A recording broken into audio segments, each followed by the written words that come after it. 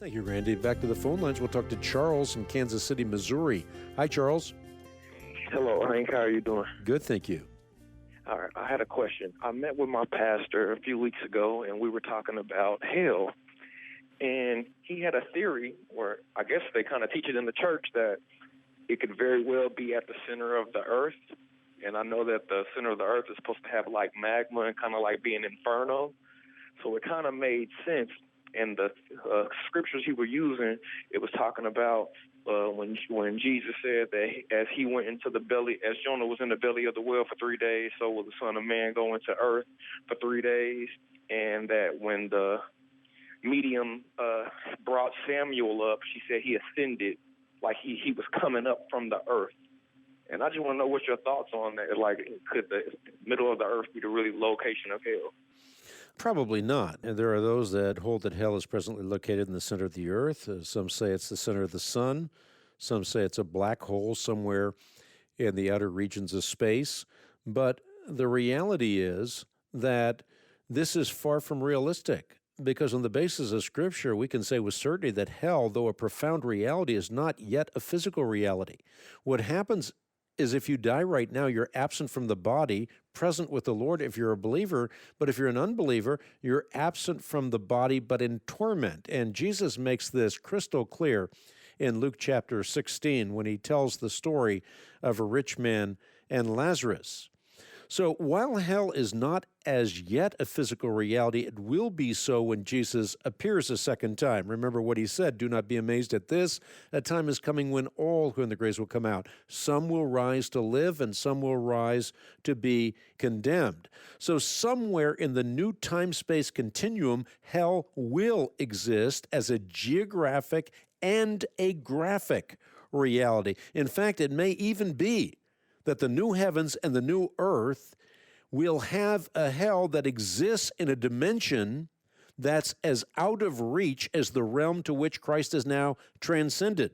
But we can say one thing for certain, and that is the redeemed will never accidentally stray into its borders, because hell is not merely a physical location, but a relational dislocation. And relational dislocation will never be the lot of those who are redeemed.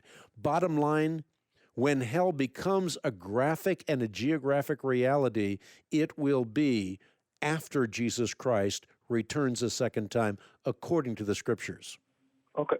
Well, when you say they're in torment, doesn't that mean that they're in hell right now, though? It's an earnest of hell or a foretaste of hell, because remember that when Jesus Christ returns, that's when everyone will be resurrected. So, for example, the rich man, his soul will return to a resurrected body. He will be judged, and then he will forever be separated from the goodness and grace of God. And yes, it will be physical, and therefore we can be assured that it has geographic dimensions. But again, whether this is somewhere in the universe or whether it's in another dimension, the Bible simply doesn't tell us, and therefore to speculate is just that, speculation. Okay, I got one more question. Is Sure. Abraham's bosom synonymous with heaven, or are those two different places? Abraham's bosom or paradise are two different ways of talking about being in the presence of God. So it's biblical language talking about being in the presence of God. So if I say my dad died in 1997, I can say on the basis of Scripture, he's absent from the body, present with the Lord. And I could use the word Abraham's bosom as a way of defining that or describing that. I could also talk about paradise as a way of describing that, because these are both biblical ways used to describe being absent from the body, present with the Lord. Okay, but they're both still kind of heaven then, correct? Well, yes, heaven is, in a sense, it is a person. It is being with God. In another sense, it is a place. In the sense of it being a place, we're talking about the new heavens and the new earth, when God restores all things and puts all things to right. So in that sense, it's this universe transformed. If you look at Romans chapter 8, the universe is now groaning in travail, then it will be liberated from its bondage to decay, just as our bodies will be liberated from their bondage to decay. You know where I lay all of this out is in a book called Afterlife. Afterlife. Yeah. Thanks so much for your call.